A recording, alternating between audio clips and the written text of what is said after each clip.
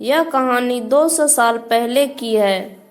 एक महिला को शादी के 10 साल हो गए थे, लेकिन उसे संतान सुख नहीं मिला था। बच्चे को पाने के लिए उस महिला ने न जाने क्या क्या उपाय किए थे।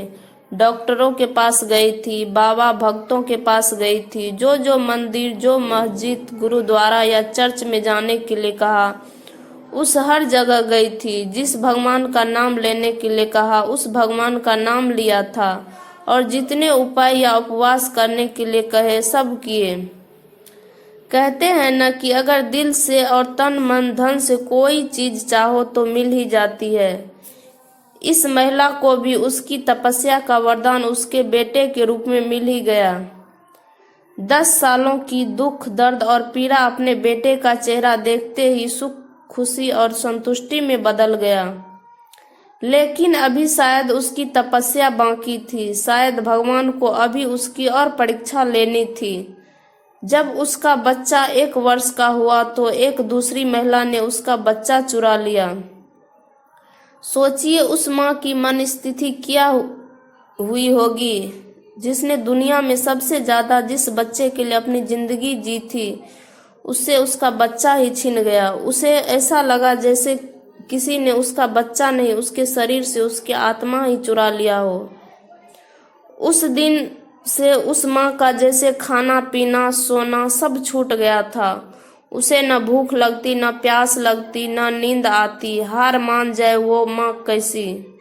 अपने बच्चे को ढूंढने में उसने जमीन आसमान एक कर दिया, और आखिरकार उसने अपने बच्चे का पता लगा ही लिया। वह पहुंच गई उस चोर महिला के पास अपने बच्चे को वापस लेने के लिए।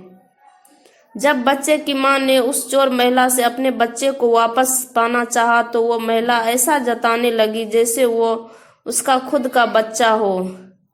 जब बच्चे की मां को लगा कि किसी भी तरह से बात बनती नजर नहीं आ रही है, तब वो इस मुद्दे को राजा के पास लेकर गई। राजा के दरबार में दोनों महिलाएं हाजिर की गई। दोनों ही महिलाएं उस बच्चे पर अपना पूरा हक जताने लगी। राजा और उसके सभी दरबारी काफी आश्चर्यचकित और हैरान हो गए, क्योंकि बच्चे की सच्ची मां को पहचानने के लिए उन्होंने जितने भी सवाल बच्चे के बारे में दोनों ही महिलाओं से किए, जो उसकी आदतें, उसकी पसंद या उसके निशानों के बारे में थे, दोनों ही महिलाएं उसका सही सही जवाब दे रही थी। जब इस समस्या का समाधान निकलता नजर नहीं आ रहा था, तो राजा ने अपने खास और सबसे समझदार मंत्री से इसका निराकरण करने के लिए कहा। मंत्री ने बिना 1 मिनट की देरी किए तुरंत राजा से कहा, महाराज, मुझे लगता है कि यह दोनों ही इस बच्चे की माँ है। इन दोनों का ही उस बच्चे पर बराबर का हक है। अगर आपको न्याय ही करना है तो सबसे बेहतर तरीका यही होगा कि आप बच्चे के 2 टुकड़े कर दीजिए और एक एक टुकड़ा दोनों माँओं को बांट दीजिए। मंत्री की ऐसी बात सुनकर राजा के साथ साथ दरबार में हाजिर सभी लोग उनकी तरफ आश्चर्य से देखने लगे। राजा ने सोचा कि मंत्री की ऐसी मूर्खतापन बातों के पीछे जरूर कोई रहस्य होगा।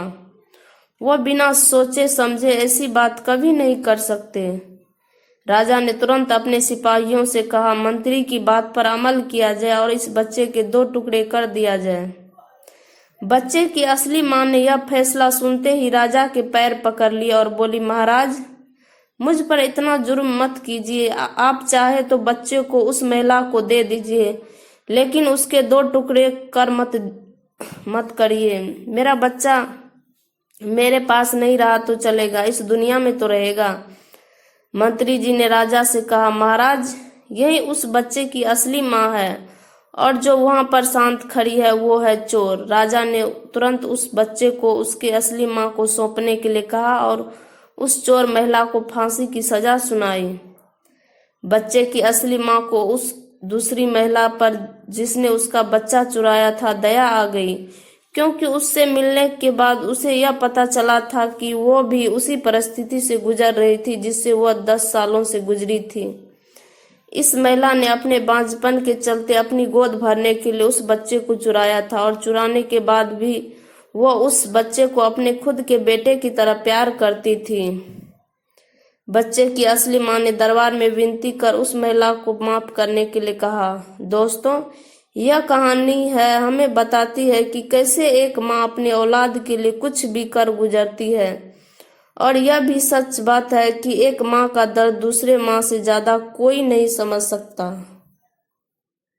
उम्मीद है कि यह कहानी आपको पसंद आई होगी। अगर पसंद आई है तो इस वीडियो को लाइक करें और अपने दोस्तों के साथ शेयर करें, और इसी तरह की मजेदार कहानियों सुनने के लिए इस चैनल को सब्सक्राइब करें। धन्यवाद।